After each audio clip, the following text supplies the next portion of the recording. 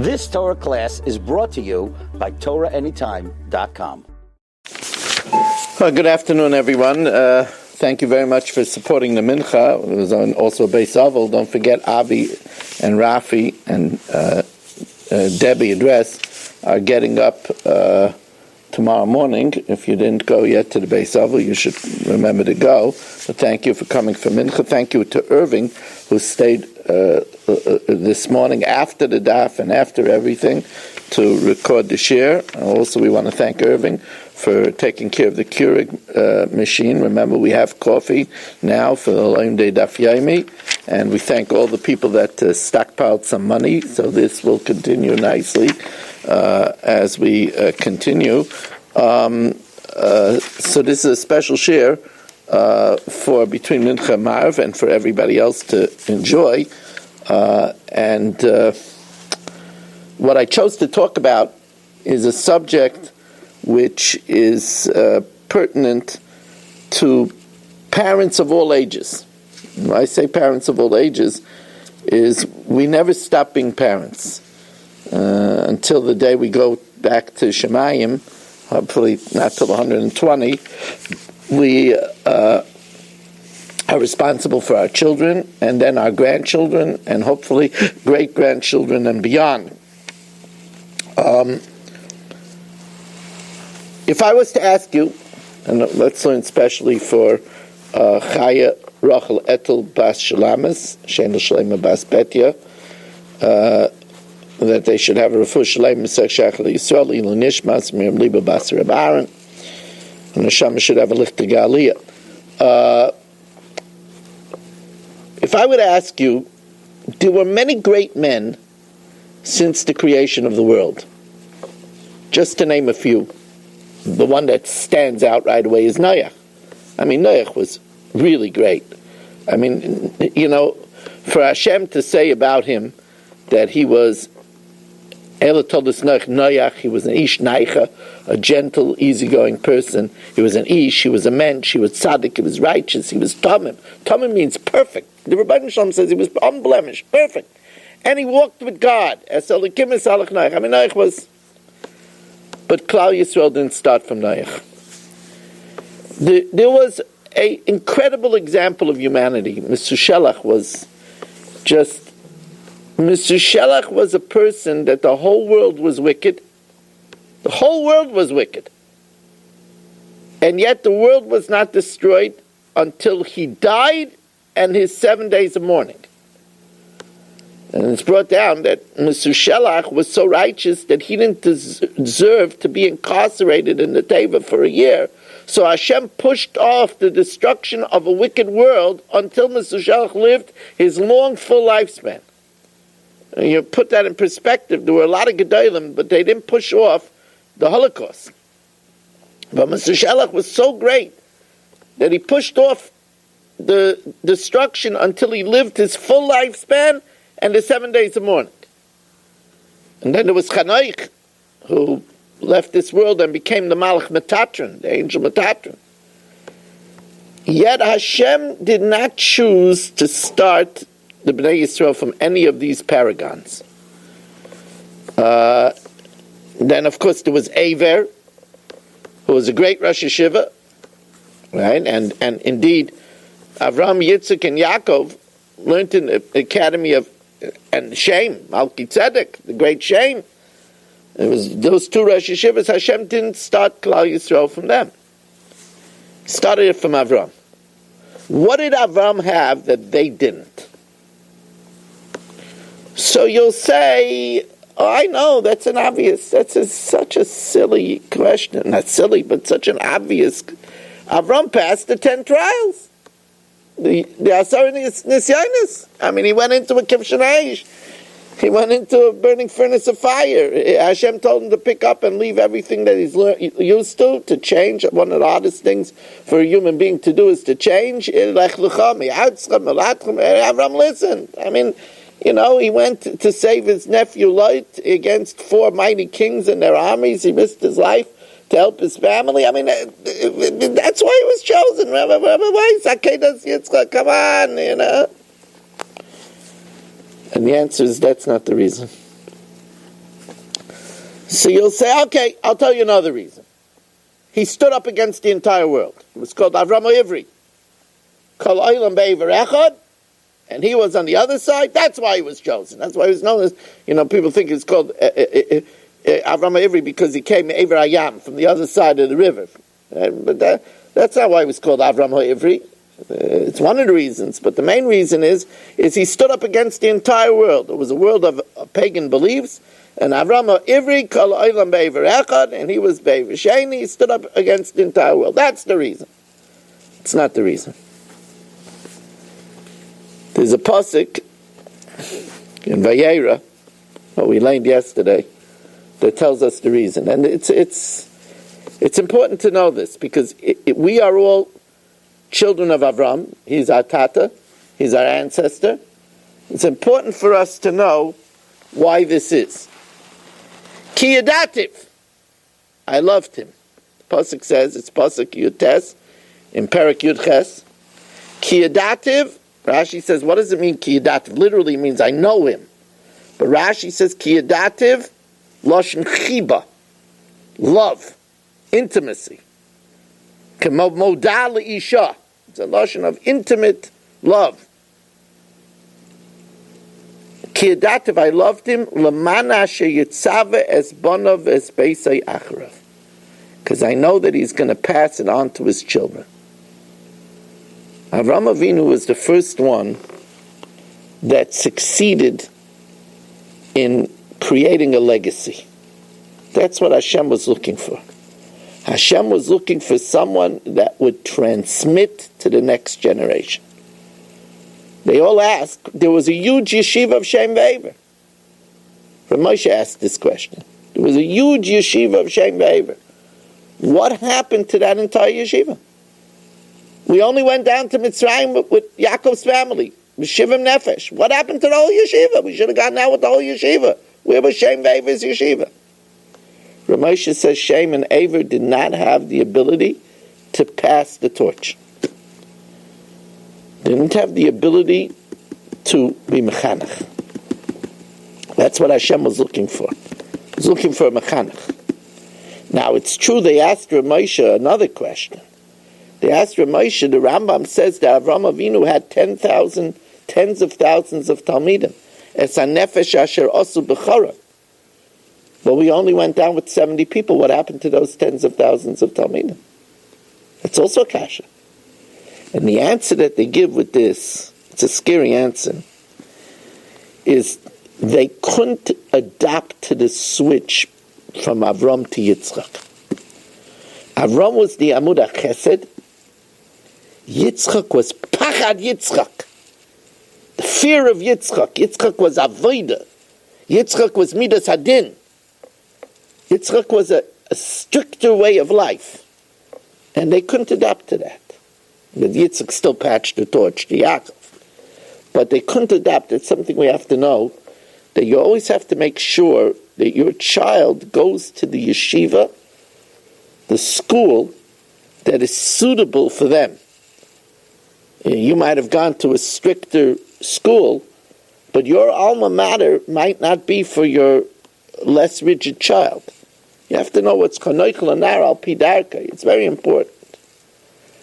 So, to get back to Hashem chose Avram because of his chinuch abilities. And therefore we must note that to be a successful Jew, we have to make sure that we dedicate ourselves to properly raising our family, to properly being mechanech. Now the first thing you have to know, what does the word chinuch mean? So Rashi tells us, chinuch is to initiate. Like for example, we all know there's a famous sefer on the mitzvahs called Minchas Chinuch. The Minchas Chinuch is actually the meal offering. We're learning Menachos now. The Minchas Chinuch is actually the meal offering that's brought by the Kohen the first time he does the Avodah. There's a special mincha. It's like the Minchas Chavitin of the Kohen Gadol. There's a special meal offering brought to inaugurate. That's called Chinuch. Rashi says Chinuch is to introduce the child to a mitzvah, to break him in to doing something. And, of course, there is a famous essay written. Some people, if they're fortunate, they would have read it in school. It was written by Thomas Paine. And he says that when we started the Union in America, he says that we have to be careful to start it with the right ideals. He says because it's like a young tree, a young sapling, that if you take a young sapling and you take a stylus and you make a cut in it, as the tree grows, that cut grows bigger and bigger. That's the way chinuch is. The way you educate a child when a child is young, that's the way it grows bigger and bigger with the child. They say, small children, small problems, big children, big problems. But the truth of the matter is if we allow the small problems in the child to remain, it becomes big problems later. If we don't nip in the bud a tendency for our child to bully when they're young, it's interesting that parents don't notice when their child is a bully. Parents say, child will be a child. The other child is too sensitive. Parents should teach them not to be so sensitive. Parents of bullies a lot of times don't reckon, my child is just healthy and boisterous and playful. But if you don't nip the bullying in the bud, then that child grows up to verbally abuse their wife or their husband. Right? So the small problem becomes a big problem. So here I give you an example of what it means to be a good mechanech. A very simple example. A parent brings the child for the first times to shul. That's chinuch, initiating the child to come to shul. Parent says, the child is young. It's okay, I'll bring him to shul. He can hang out in the hall. Is that the way you initiate your child to coming to shul? Oh no, he's doing a chesed this way his wife could sleep late. But he's doing the mitzvah of chinuch, of how to initiate the child. A child that's initiated the first 20 times coming to shul, that it's to play and run around and have fun, that's their initiation for the rest of their life of how they look at coming to shul. That's a very tremendous limit.